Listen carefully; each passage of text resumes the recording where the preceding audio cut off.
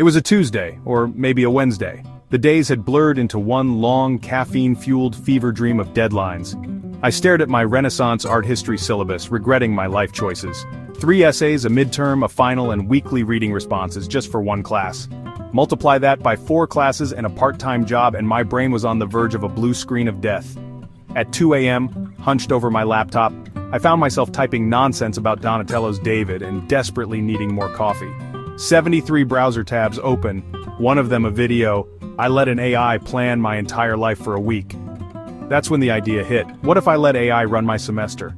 It started as a joke, but the thought was intoxicating. Imagine never staring at a blank page again, never missing a deadline. Was it cheating, or just the next evolution of study tools? My grandfather had a slide rule, my dad a TI-83, and I had AI. In a sleep-deprived haze, I decided I'd hand over my academic life to a ghost in the machine. This wasn't just about grades, it was about survival, sanity, and maybe more than 4 hours of sleep.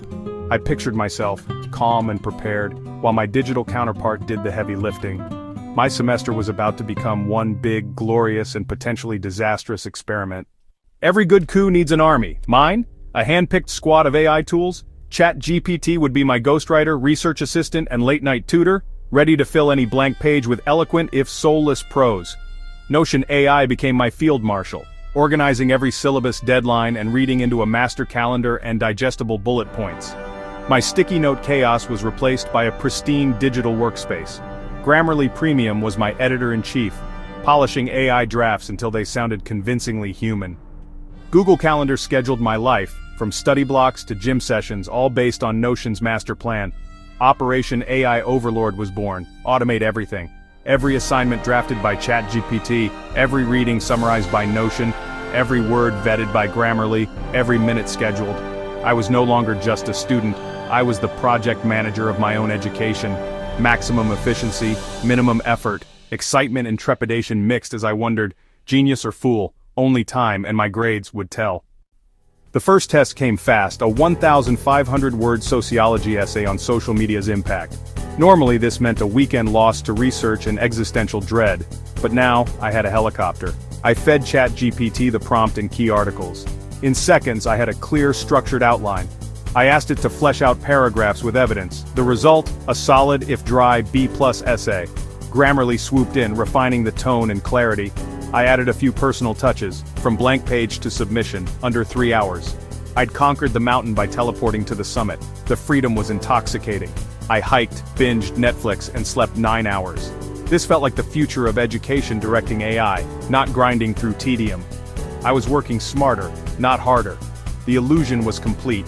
I was a brilliant, efficient student. The first victory was sweet, and made me hungry for more. But I didn't realize what I was missing. With my first AI essay a success, I went all in. My life became a symphony of automated efficiency. Each morning Google Calendar, populated by Notion AI, told me what to do, when to study, even when to take breaks. After lectures, I'd upload recordings, get AI-generated summaries and flashcards in minutes. I aced quizzes, not by listening but by letting AI take notes. My friends noticed I was suddenly organized, always ahead. I just smiled and kept my secret.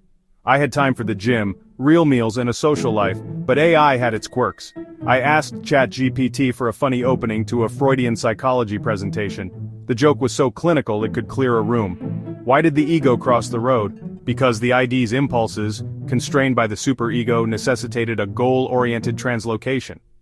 My AI was a great butler, but a terrible comedian. The system was flawless until it wasn't. The first crack my Renaissance art history midterm, slide identification's historical significance. My AI had made flashcards but I'd only skimmed them. I memorized facts, not connections. In the exam hall my mind went blank. No AI to help. I couldn't recall the stories, the nuances, the why. I scribbled vague answers hoping for partial credit.